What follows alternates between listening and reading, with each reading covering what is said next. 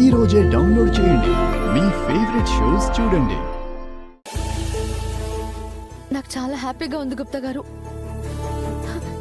మనోహరి రక్తం ఇస్తోంది. అంజలి బతికిపోతుంది.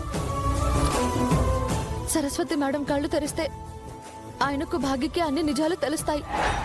ఇప్పుడు నీకు తృప్తిగా ఉన్నదా బాలిక? చాలా తృప్తిగా ఉంది గుప్తా గారు. అందులకే మనము బయలుదేరదమా? ఎక్కడికి? యమపురికి. లేదు గుప్తా గారు, నాకు నా కుటుంబం కావాలి. నేను నా వాళ్ళతోనే ఉండాలి. అది ఏ చెప్పబోచున్నాను. నీ మరుజన్మగా నీ సహోదరి భాగమతికి నీవు పుత్రికగా జన్మించనున్నావు.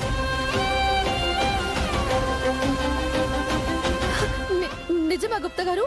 ముమ్మాటికి మేము పలుకున్నది సత్యము బాలిక. నీ మరుజన్మగా నీ పతిదేవునికి నీ సహోదరికి నీవు పుత్రికగా పుట్టబోచున్నావు.